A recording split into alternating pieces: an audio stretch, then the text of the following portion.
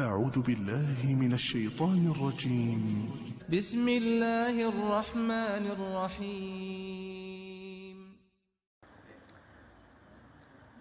بسم الله الرحمن الرحيم.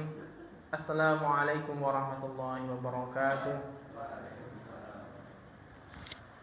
الحمد لله المتفرد للربوبية وألوهية، وأشهد أن لا إله إلا الله وحده لا شريك له، وأشهد أن محمدا عبده ورسوله فأتاه الله إلى الناس كافة بالتوحيد والشريعة السمحة، صلوات ربي وسلامه عليه وعلى آله وأصحابه ومن تبعهم بإحسان إلى يوم القيامة. وقال الله تعالى في كتابه الكريم: يا أيها الذين آمنوا اتقوا الله حق تقاته ولا تموتن إلا وأنتم مسلمون. وأن أصدق الحديث كتاب الله، وخير الهدى هدى محمد صلى الله عليه وسلم، وشر الأمور محدثاتها، وكل محدثة بدعة، وكل بدعة ضلالة، وكل ضلالة في النار. Ma'asyiral muslimin rahimani wa rahimakumullah. Alhamdulillah, malam hari ini kita bisa berkumpul kembali di majelis yang mulia ini, majelis yang mengenal kita tentang agama Allah Azza wa Jal, majelis yang mana kita membahas tentang dasar-dasar agama kita. Sudah berlalu dari awal-awal kita ngaji dulu, kita membahas tentang tauhid. Kemudian setelah itu kita memperinci tentang belajar bagaimana tentang rukun iman dan perincian-perinciannya agar bisa semakin menambah keimanan kita. Kemudian setelah itu dilanjutkan dengan pembahasan kitab kali ini, kita membahas tentang Islam, yang bagaimana pondasi Islam. Jadi kita mengaji kitab Al-Arba'in Nawawiyah, yaitu kitab yang memuat tentang 42 hadis, yang mana semua hadis-hadis itu dipilih kategori hadisnya di Jawami'ul Kalim, yaitu yang hadis yang ringkas tapi maknanya dalam, dan itu bisa dikatakan pondasi Islam ya, dengan kita belajar kitab ini. 42 hadis yang mana ini sebagai pondasi Islam. Barang siapa yang kita bisa menguasai 42 hadis ini, seakan-akan kita menguasai Islam secara global.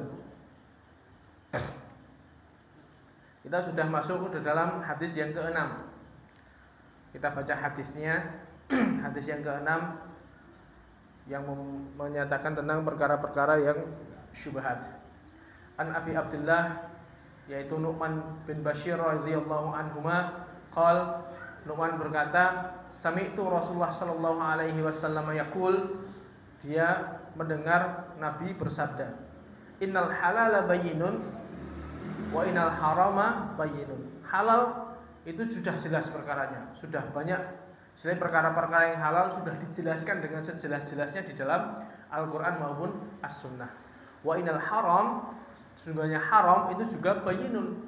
Haram, perkara-perkara yang sudah haram itu sudah dijelaskan secara mendetail di dalam Al-Quran maupun As-Sunnah.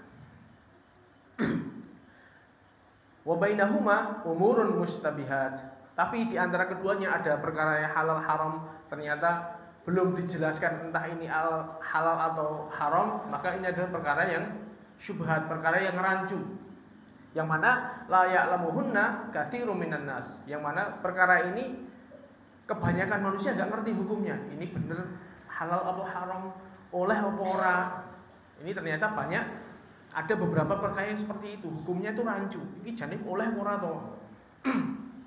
Nah, cara mensikapinya bagaimana? Rasulullah SAW memberikan tips bagaimana menghadapi perkara yang rancu. Faman ittaqa syubhat, barang siapa yang dia menjaga diri dari perkara yang syubhat, istabra'a li dinihi wa irdihi, maka dia menjaga dirinya dari menjaga agamanya dan juga kehormatan dirinya.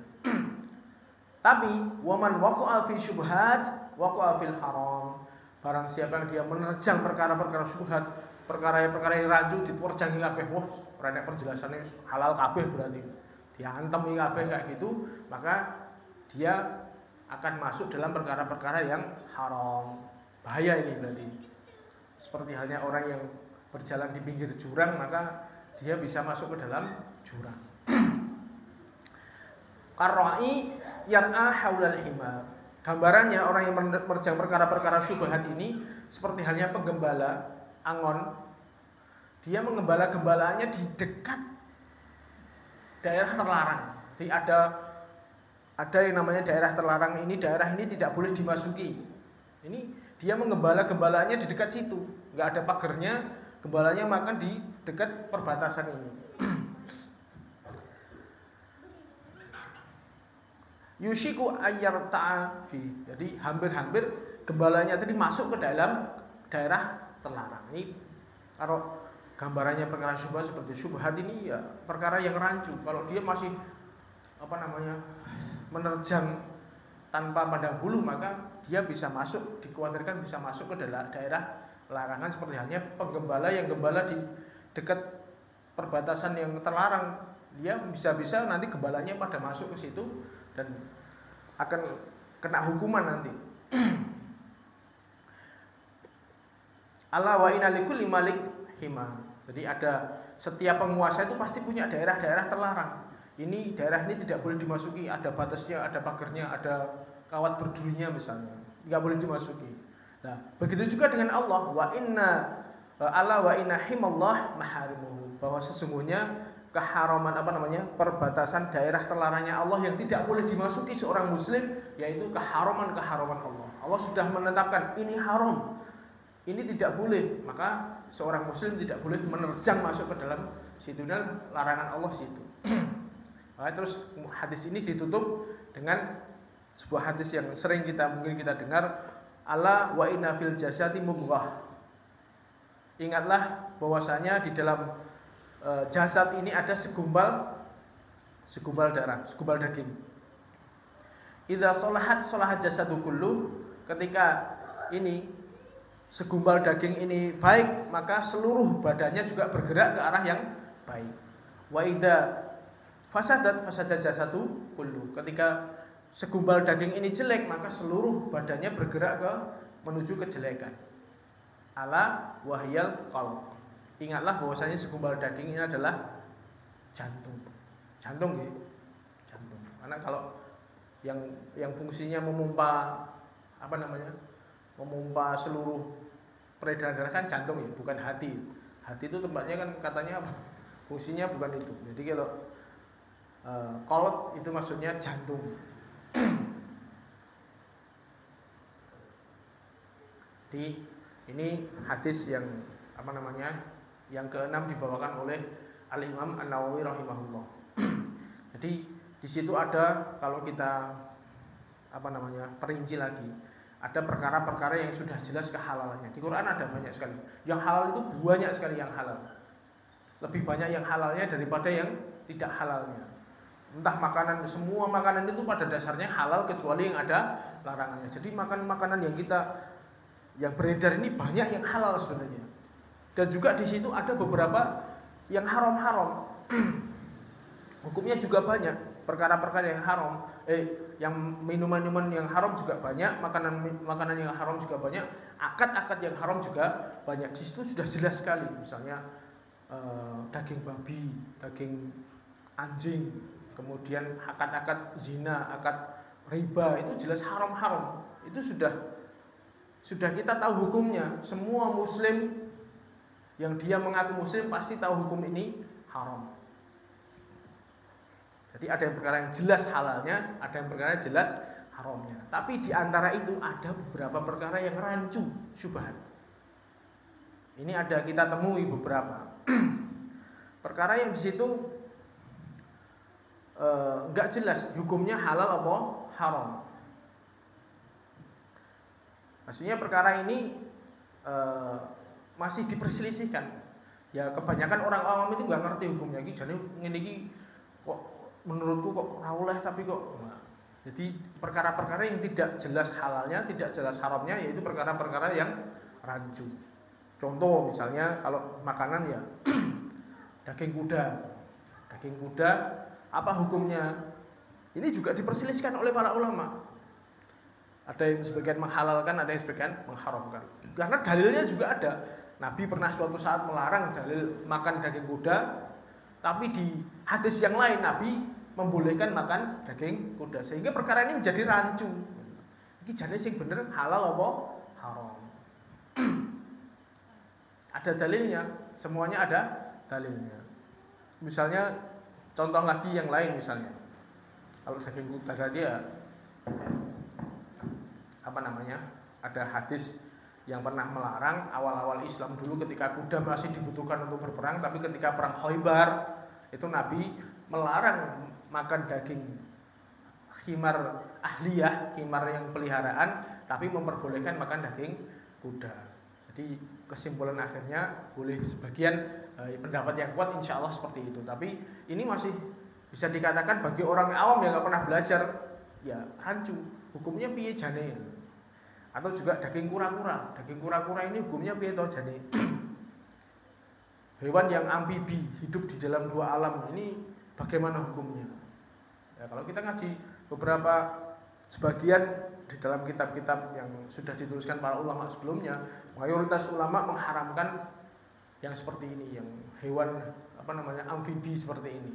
Tapi sebagiannya juga menghalalkannya karena larangannya tidak jelas. Nah, bagaimana kita bersikap ya? Nanti sesuai dengan ilmu yang kita miliki. Monggo silahkan. Misalnya ada lagi daging buaya. Daging buaya juga seperti hukumnya kan rancu. Karena buaya ini masuknya ke kategori hewan air atau bukan? Kalau kategori hewan air maka halal semuanya, semua hewan air itu hukumnya halal. Tapi kok modelnya kayak boyong, ada taringnya. Nah, ini bagi sebagian orang ini rancu hukumnya. Hanya nanti pembahasannya di masalah fikih seperti ini. Ulat sagu juga, ulat sagu itu sebagian orang menganggap ini menjijikkan. Menjijikkan, kalau kategorinya ini hewan yang menjijikkan, maka khabith hukumnya haram.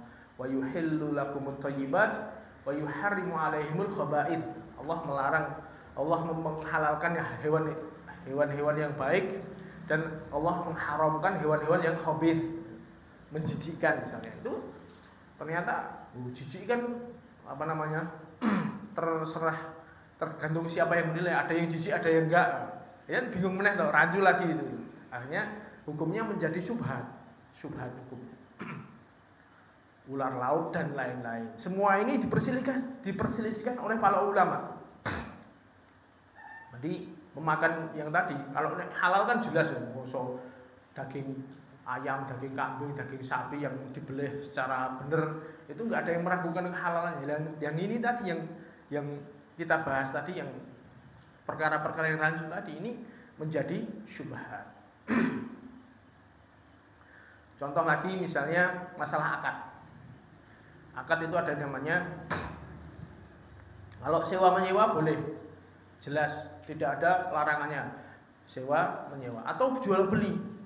Nah, yang jadi masalah ini bagaimana kalau ini awalnya sewa menyewa tapi nanti di akhir menjadi hak milik, atau bisa di ijarah al-muntahi bitamlika. Jadi pinjam sewa menyewa tapi nanti di akhir transaksi dia menjadi hak milik. Ini bagaimana hukumnya? Ini juga diperselisihkan para ulama. Hal ini menjadi hukumnya rancu.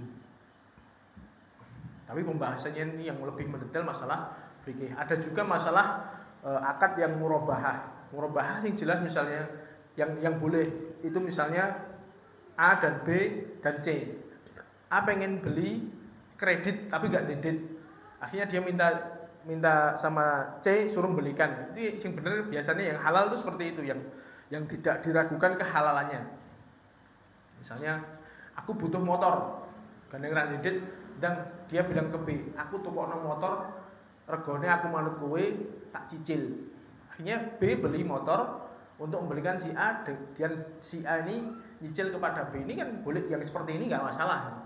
Tapi ada beberapa, misalnya A, B, dan C. A ini butuh barangnya C, motornya C ini, atau mungkin ya selain motor ya, aku jadi pengen barang kui tapi aku ora ndedit, njaluk tolong nang ngene B, aku tukokno barang C. Aku nyilih, jadi piye carane aku nggak punya uang tapi pengen beli. Akhirnya si B ini belikan kepada C 10 juta misalnya. Ternyata B jual secara kredit kepada A 13 juta. Ini kan ada lebihan 3 juta. Ini juga diperselisihkan para ulama. Model transaksi seperti ini bagaimana? Apakah ini hukumnya murabahah tadi halal murni karena B beli kepada A. Jadi kemudian B jual kepada B beli kepada C, kemudian B jual kepada A. Hukumnya murni jual beli. Tapi ada sebagian mengatakan ora iso no. Wong dia istilahnya sudah tahu harganya ini, seakan-akan hakikatnya dia A ini minjem uang kepada B, tapi minjem uang kepada B 10 juta tapi balikinnya 13 juta. Ini kan pada hakikatnya hampir sama seperti itu. Nah, ini kalau transaksi seperti itu berarti maksudnya ke dalam riba. Nah, hukumnya piye? Ranju kan. Ini ada beberapa yang akad-akad ranju seperti itu.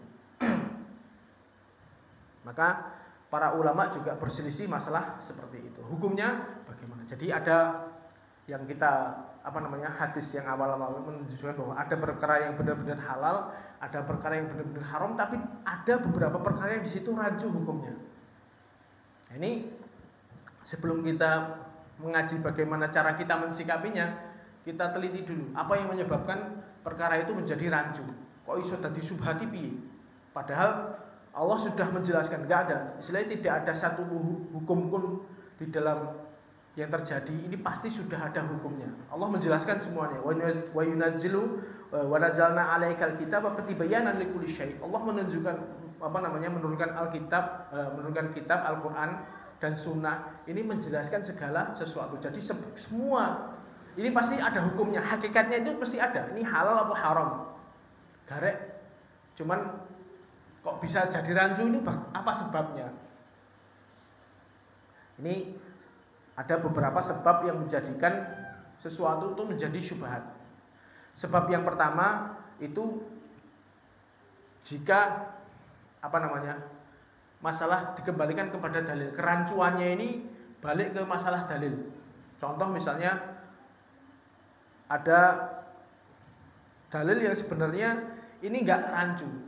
Dalil ini jelas haramnya. Tapi kenapa menjadi rancu? Karena penjelasan tentang dalil ini belum tersebar. Contoh misalnya masalah musik. Mungkin kita 10 tahun yang lalu, 15 tahun yang lalu, mungkin saya sendiri ngalami, nggak ada yang gembor-gembor musik haram itu belum ada. Padahal itu dalilnya sudah jelas, ulama sepakat. 4 madhab mengharamkan musik. Ulama dari madhab Hanafi, Maliki, Syafi'i, kemudian Hambali itu semuanya mengharamkan musik. Ada pengecualian sedikit pengecualian, itu pun di dalam masa-masa tertentu, misalnya ketika adanya walimah pernikahan ataupun ketika hari raya, itu pun yang diperbolehkan hanya rebana. Tapi selain itu beberapa ulama menukil ijma, jadi semua ulama sepakat hukumnya musik. Tapi berhubung karena sosialisasi tentang haramnya ini belum disebar luas, misalnya belum tersebar seperti sekarang ini. Kalau dulu mungkin bisa dikatakan saat itu hukumnya rancu, hukumnya jadi halal apa ora atau boleh apa enggak ngerti, karena penjelasan tentang masalah ini masih sedikit. Beda dengan sekarang, hampir semua, banyak sekali yang mengatakan musik itu haram, dalilnya jelas, coba dibuka nih. Banyak sekali di sini. Ada dinukil oleh Al-Imam Bukhari, taklikon secara mu'allaq oleh Imam Bukhari, dan dalilnya jelas kan. Kemudian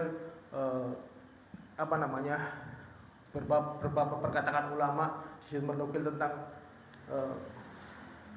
keharaman musik. Sehingga ketika perkara ini sudah tersebar luas, menjadi jelas, dan ini perkara menjadi jelas. Kalau dulu ketika dalil itu belum tersebar masih syubhat. Banyak orang yang nggak ngerti hukumnya. Hukumnya ini jadi oleh orang ya, karena dalilnya belum tersebar, maka hukumnya menjadi syubhat bagi sebagian orang. Beda dengan penuntut ilmu. Kalau penuntut ilmu sudah tahu jelas ini hukumnya haram, ini hukumnya halal. Tapi bagi orang awam itu menjadi syubhat.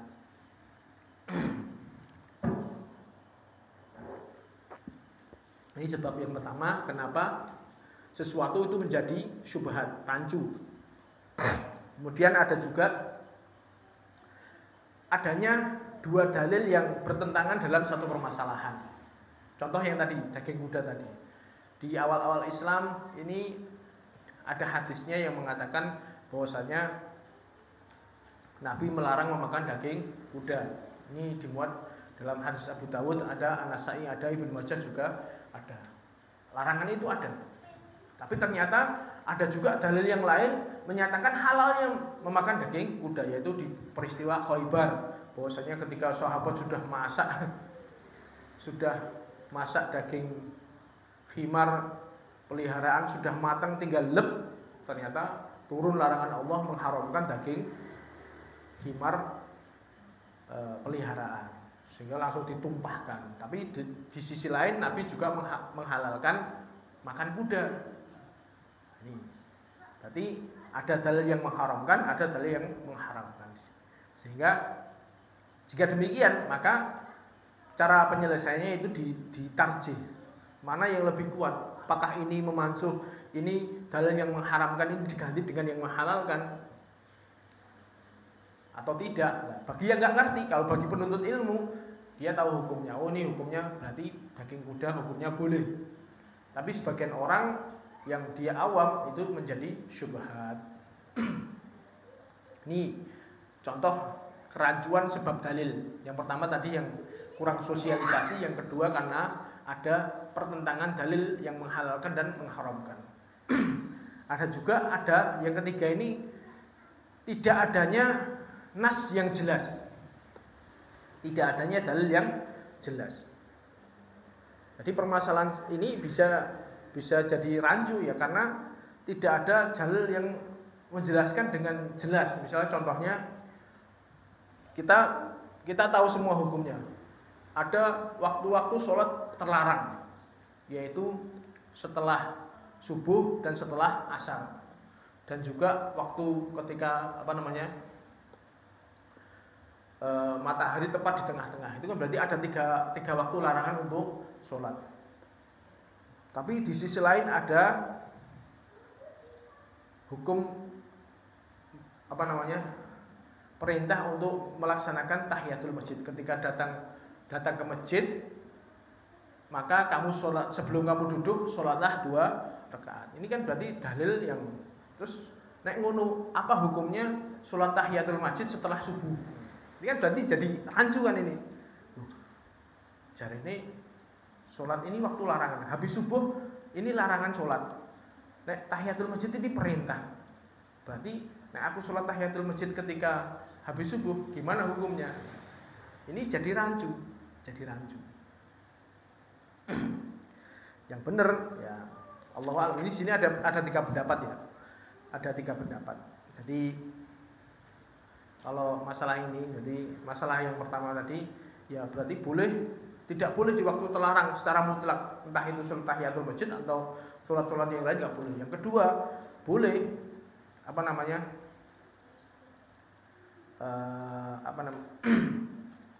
tidak boleh juga.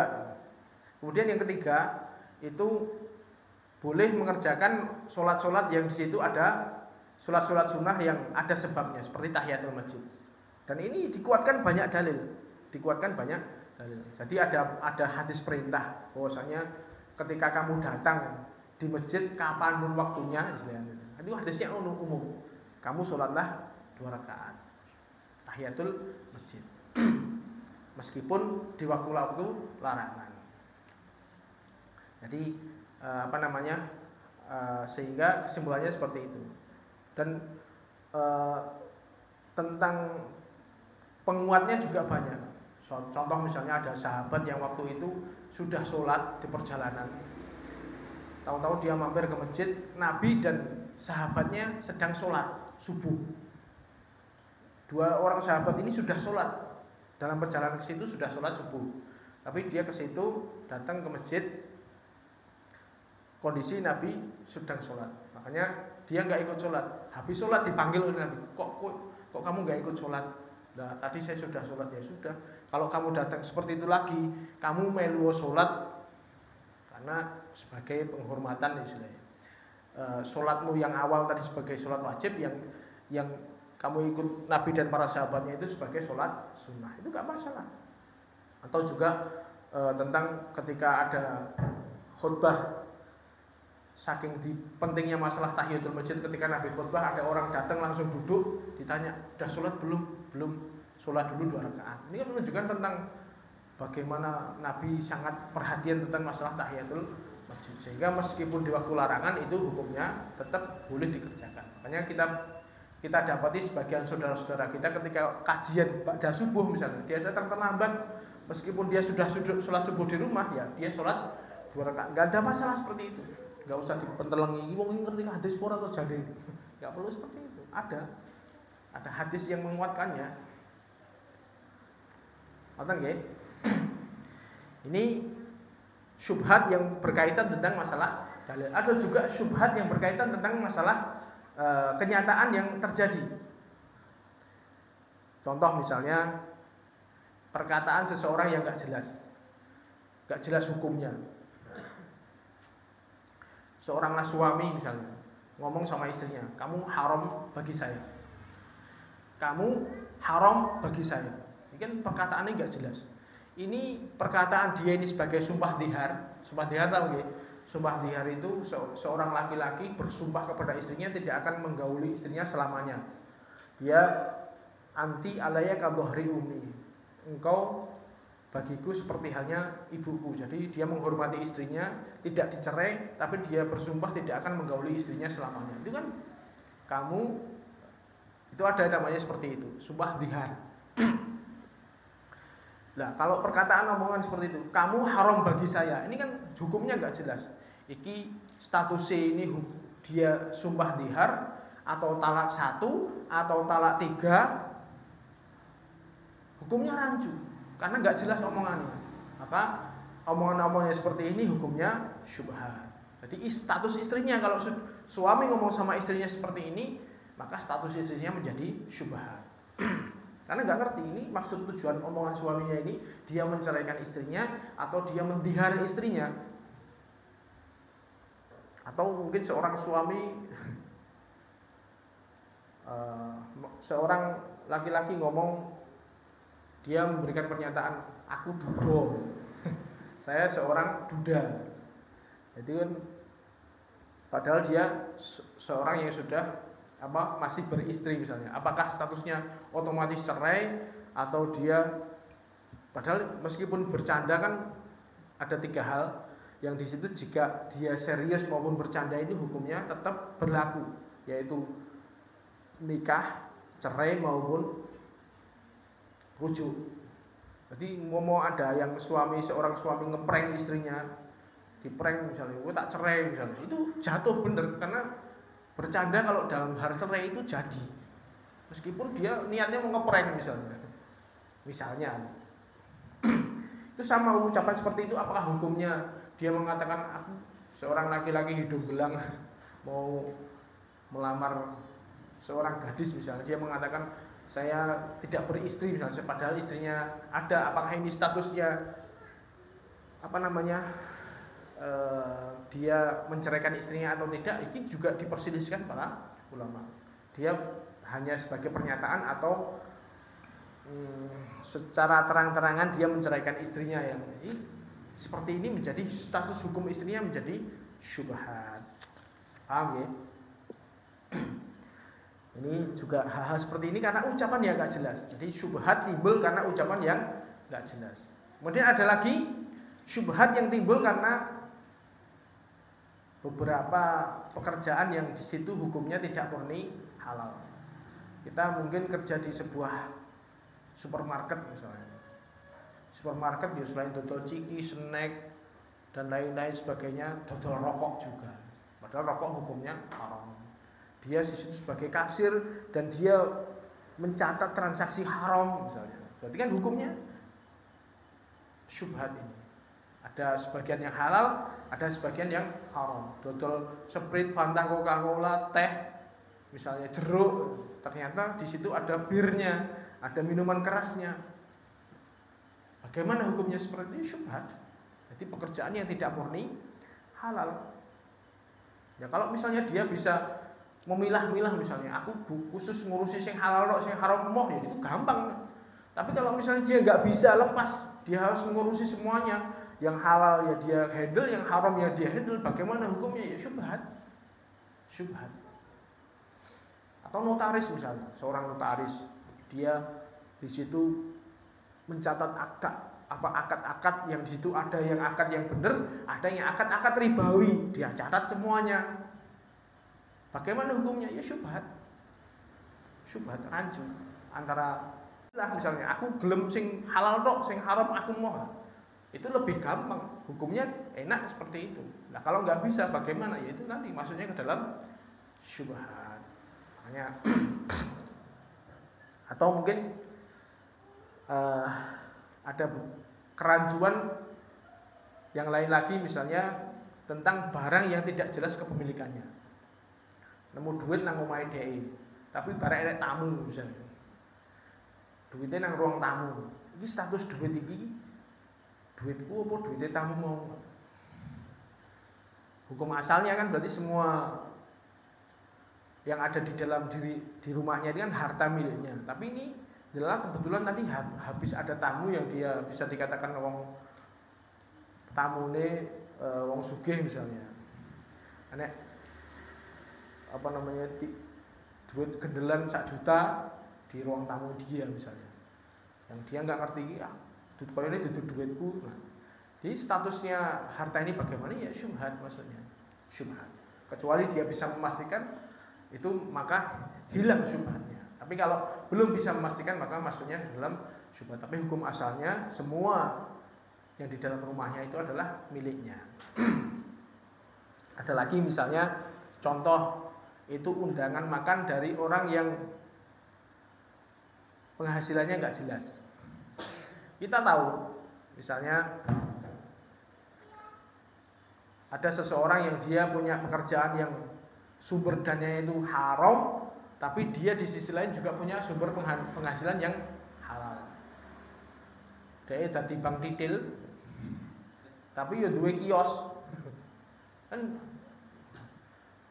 jadi diundang makan oleh orang yang dia penghasilannya tidak jelas. Dia mungkin dia kerja di bank konvensional atau dia bank titil misalnya, dia main duit jelas-jelas itu haram, tapi di sisi lain dia punya kios misalnya, kios yang di situ jelas-jelas halal. Ini kalau ini statusnya bagaimana? Ya itu tadi masuk ke dalam syubhat. Kecuali misalnya dia ngomong, ada ustadz datang misalnya, Pak Ustadz, niki hidangan, misalnya dia memerinci hidangan kambing guling dan lain-lainnya ini saya belinya pakai uang saya yang bank titil. Sego putih aku tuku nganggo duit kios. Berarti sing halal sego putih, sing liyane haram. Kalau diperinci seperti itu. Nek enggak diperinci ya bagaimana hukumnya?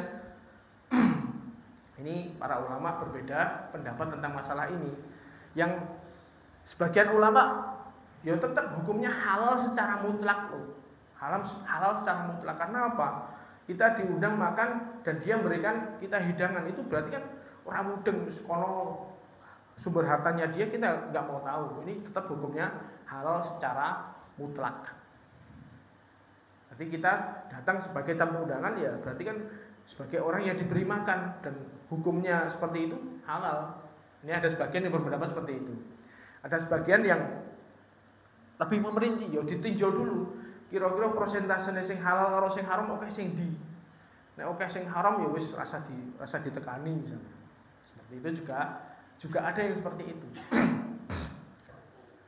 Kalau ada pendapat yang lebih kuat, insya Allah kita boleh menghadirinya, memakannya kalau kita tidak bisa memastikan ini dari hasil yang haram. Kalau tadi dia memerinci ini sing tongseng, kambing guling dan lain sebagainya ini dari hasil bank titil misalnya, itu jelas haram. Tapi kalau kita nggak bisa memastikan, maka ini hukumnya boleh. Banyak, istilahnya dalil penguatnya juga banyak. Contoh misalnya Nabi pernah diberikan ketika peristiwa Khaybar itu, Nabi dikasih daging oleh orang-orang Yahudi, dan Al-Quran jelas menjelaskan bahwasanya orang-orang Yahudi itu profesinya riba, dia banyak makan riba. Tapi Nabi ketika dikasih daging kambing, meskipun itu daging kambing dikasih racun, ya dimakan oleh Rasulullah Shallallahu Alaihi Wasallam. Berarti kan nggak apa-apa ketika tidak bisa memastikan bahwa ini hasilnya itu jelas-jelas dari yang haram. Berarti kan masih campur ini, boleh dimakan. Seperti halnya Nabi ketika diberikan hadiah oleh Raja Muqawqis misalnya, dan raja-raja yang lain, itu juga diterima. Padahal kita tahu bahwasanya profesi mereka juga banyak yang haramnya. Ini kalau kita tidak bisa memastikan. Ini perkara ini menjadi syubhat bagi sebagian orang dan menjadi jelas bagi sebagian orang. Makanya yang seperti ini menjadi syubhat. Bagaimana menghilangkan syubhat kita? Ya kita banyak ngaji, sehingga perkara syubhat ini bisa menjadi hilang.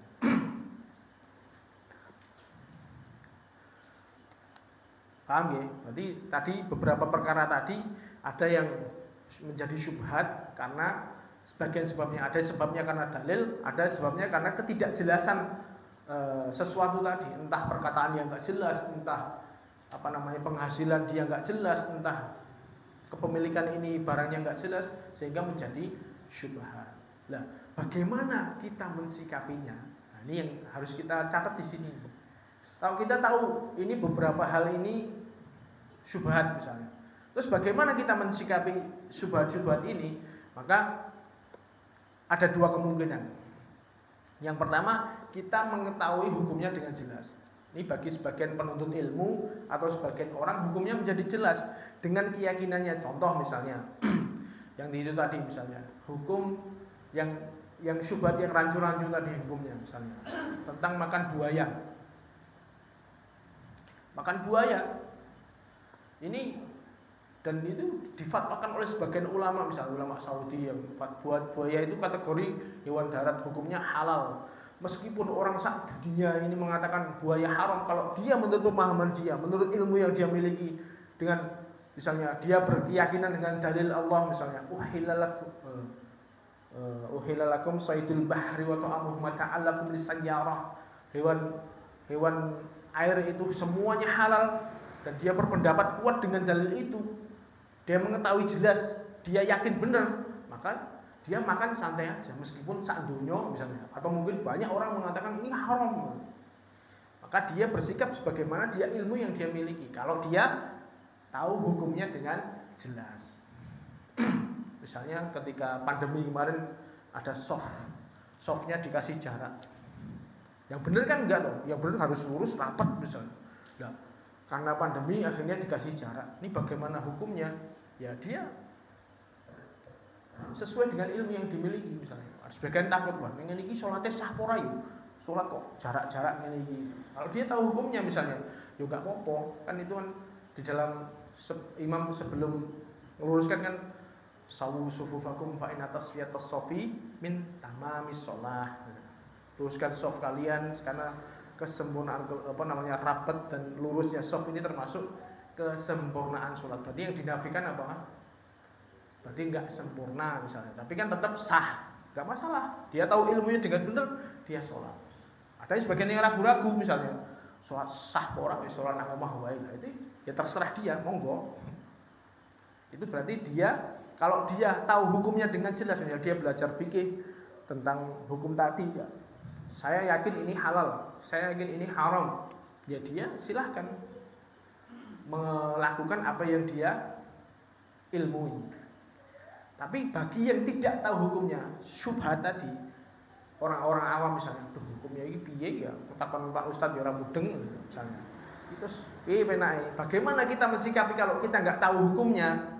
Maka Rasulullah SAW ngasih rambu-rambu. Kalau kamu nggak ngerti hukumnya ini, syubhat ini halal apa haram, dan kamu nggak punya ilmunya terhadap itu, maka Rasulullah SAW bersabda, "Famanittaqa syubhat istabara dinihi wa istabara alidinihi wa irdihi. Maka barang siapa yang dia berhati-hati, dia menjaga dirinya dari hal-hal yang syubhat, wis daripada ragu-ragu tak tinggalkan, daripada ragu-ragu enggak usah, daripada ragu-ragu saya menjaga diri saya. Berarti itu lebih menjaga dirinya dan agamanya.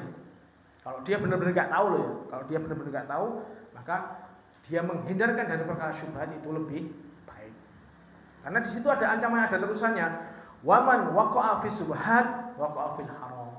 Barang siapa yang dia nekat masuk ke dalam hal-hal yang syubhat, maka dia akan masuk ke dalam perkara yang haram tanpa dia sadari. Makanya situ kenapa alasannya kita menghindari hal-hal yang syubhat? Itu ada dua. Yang pertama, seandainya orang biasa menerjang perkara syubhat, dia nggak tahu hukumnya tapi dia wis hukumnya ramudeng ya, berarti rapopo halal wae, diterjang semua. Ada 10 syubhat, dia terjang semuanya. Maka dia tanpa terasa nanti akan masuk ke dalam perkara yang haram, dia terjang juga. Karena dia perkara masuk ke dalam, sudah biasa menerjang perkara-perkara yang syubhat, sehingga ketika nanti dia masuk menerjang perkara yang haram, jelas haramnya diterjang juga akhirnya. Bahaya ini. Atau yang kedua, kan setiap hukum, setiap permasalahan itu pasti ada hakikat hukumnya. Misalnya tadi perkara-perkara rancu tadi, mesti ada yang ini yang halal, ini hakikatnya ini sebenarnya halal, tapi sebagian orang menganggap ini haram misalnya. Berarti kan ada hakikat. Misalnya ada 10 permasalahan, dia terjang semuanya 10. Pasti ada dari 10 ini beberapa perkara yang haram yang dia lakukan. Makanya bahaya di sini. Makanya kalau memang benar-benar nggak tahu, lebih baik dihindari. Kalau memang nggak tahu loh, ya. Kecuali kalau dia banyak mengaji sehingga hilang syubhatnya, itu nggak apa-apa. Tapi kalau dia nggak tahu, ya lebih baik dihindari. Ini hukumnya apa tuh, jadi oleh orang ya wis lah, daripada aku kebusuk nanti, lebih baik saya menghindari. Ngoten nggih. Kalau kita mungkin meneliti kembali, ada beberapa perkara yang situ ternyata Rasulullah SAW dalam prakteknya juga menyuruh untuk menghindari syubhat. Contoh, di dalam sebuah hadis itu ada suatu permasalahan di situ ketika rebutan hak asuh antara Abd bin Zam'ah dengan Sa'ad bin Abi Waqqas. Sa'ad bin Abi Waqqas itu punya kakak yang di situ menzinai budaknya Zam'ah sehingga melahirkan seorang anak. Si kakaknya Sa'ad bin Abi Waqqas yang dia seorang kafir, kemudian sebelum meninggal dia wasiat kepada Sa'ad bin Abi Waqqas, "Kuwi lho, kuwi ponakanmu, kuwi asline sejatinya anak itu adalah anakku." Dia menzinai budak perempuannya Zam'ah sehingga melahirkan seorang anak. Tapi anak laki-lakinya Zam'ah ora iso, iki adikku. Soalnya iki anaknya bapakku. Jadi hak asuhnya rebutan di situ. Akhirnya bagaimana Rasulullah SAW bersikap? Ya sudah. Dia melihat anak ini kok bener wajahnya kok mirip sama kakaknya Sa'ad bin Abi Waqqas ini. Tapi dia statusnya sebagai budak wanitanya Zam'ah. Kalau kita tahu hukumnya ya, seorang majikan boleh menggauli budak wanitanya kalau zaman masih ada budak. Kalau sekarang udah nggak ada. Pembantu bukan budak. Ini kita ngomong budak zaman dulu dan hukumnya ya. Berarti anak ini secara status ini menjadi nasabnya kepada Zam'ah.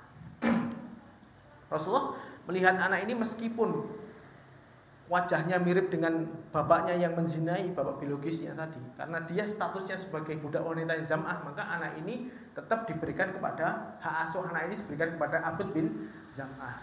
Ini adikmu karena ini anaknya, statusnya budak wanita ini milik bapakmu. Dikasihkan itu.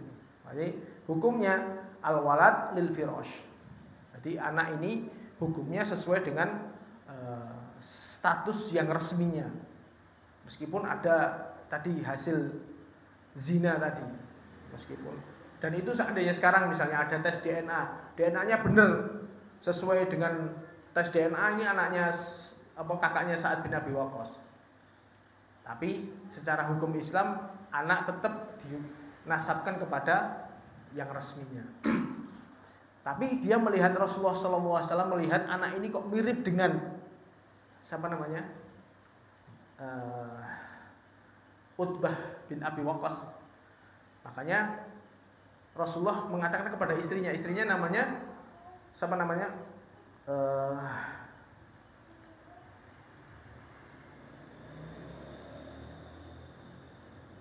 Saudah bintu Zam'ah. Itu kan berarti kan tetap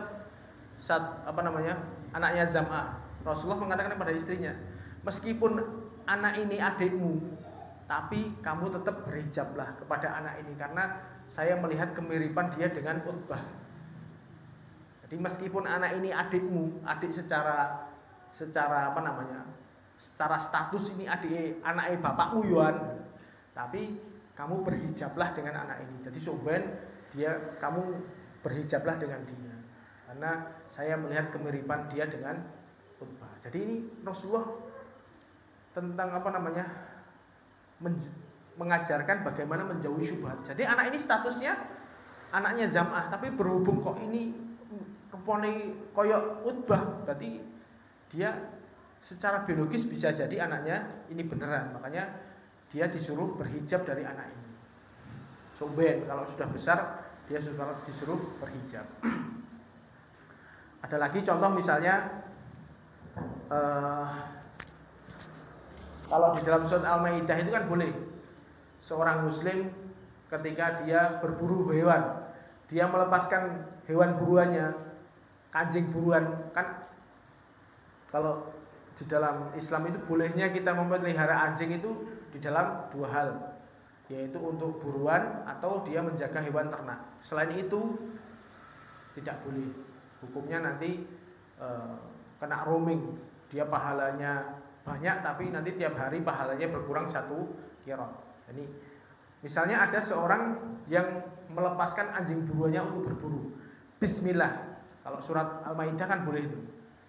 Jadi melepaskan anjing buruan, kita membaca bismillah, nanti hewan yang diterkam oleh anjing buruannya itu halal bagi dia. Dalam surat Al-Maidah itu, yas'alunaka madza uhilla lakum qul ihalakum thayyibatu wa ma alamtum minat thayyibati wa ma alamtum minal jawarih mukallibina tu'allimuna mimma allamahum aqullu minha wadhkuru smallahi alaihi. Jadi diucapkan sebelum melepaskan anjingnya dia mengucapkan bismillah. Jadi sehingga apapun nanti yang diterkam hewan buruannya nanti halal bagi dia. Tapi bagaimana hukumnya jika ternyata hewan buruannya nerekam sebuah hewan, ternyata di situ ada hewan lain yang sedang makan juga. Ini hukumnya gimana hewan buruan ini? Apakah halal bagi dia atau enggak? Makanya Nabi memberikan rambu-rambu. Kalau seperti itu, la takul ojo mangan. Fa innaka innama sammaita 'alal kalbik wa la tusamma 'al akhar. Kowe maca bismillah nang nggon anjingmu, kamu baca bismillah, dia nerekam. Lah anjing yang lain tadi kan enggak baca bismillah. Enggak kamu bacain bismillah. Makanya hukumnya ini syubhat. Lah kalau dia bisa nanya anjingnya, tadi yang nangkep kamu duluan apa dia duluan? Dia anjingnya bisa jawab, maka hilang syubhat. Gandeng ra iso takon, makanya ojo dipangan daripada syubhat. Kalau jelas yang nangkep anjingnya dia tok misalnya, itu jelas hukumnya halal. Yang nangkep anjing yang lain tok, hukumnya haram jelas. Nah, bagaimana kalau yang itu tadi dia dapati anjingnya nerekam, anjing lain juga nerekam, ini statusnya bagaimana? Makanya Nabi daripada rasah. Itu berarti Nabi menganjurkan untuk menjauhi hal-hal yang syubhat. Kemudian sebuah pesan yang sangat indah dari Nabi SAW menutup hadis ini. Nabi mengatakan ala wa inna fil jasadi mudghah idza salahat salaha jasadu kulluh wa idza fasadat fasada jasadu kulluh ala wa hiyal qalb. Di jasad ini ada hati. Ketika hatinya baik maka dia baik. Ketika hatinya buruk maka menjadi buruk. Di dalam hadis ini ada dua faedah besar. Jadi bagaimana seseorang itu biasanya, kenapa orang-orang itu meninggalkan barang syubhat itu berat? Karena itu di hatinya. Jadi kalau pengen mudah untuk meninggalkan hal-hal yang syubhat, hatinya bersihkan dulu. Kalau hatinya dia bersih, hatinya baik, maka dia meninggalkan hal-hal yang syubhat itu berat, ringan bagi dia. Wes, ini daripada wes aku nggak usah aja. Itu orang yang lebih aman seperti itu. Kalau hatinya kurang bersih ya itu tadi. Kayak ini meninggalkan hal yang syubhat ini berat banget. Lah kok nek ngene ku piye? Aku nek ora kerja nang kene lha kerja opo misalnya. Itu ada seperti itu kan apa? Ya itu tadi pengaturannya di mana? Di hati. Kalau di hatinya bersih, maka meninggalkan hal yang syubhat itu lebih enak. Atau dalam hadis ini juga Rasulullah SAW memberikan isyarat bahwasanya meninggalkan syubhat itu juga menjadi berpengaruh di dalam kebersihan hati seseorang. Orang yang di situ banyak ketika menghadapi perkara-perkara yang syubhat, perkara-perkara yang rancu, dia memilih untuk meninggalkan perkara itu, maka hatinya menjadi semakin bersih, semakin baik. Berarti kan baik, barometer baik tidaknya seseorang itu dari hati. Semakin dia sering meninggalkan perkara-perkara syubhat, dia tidak mau terjerumus di dalam perkara-perkara syubhat, maka hatinya semakin lapang, semakin bersih. Oke, insyaallah itu yang bisa kita sampaikan. Allahu a'lam bishawab. Subhanakallahumma wa bihamdika asyhadu an la ilaha illa anta astaghfiruka wa atubu ilaik. Assalamualaikum warahmatullahi wabarakatuh. Mungkin ada yang mau ditanyakan mungkin. Karena kita. Yeah.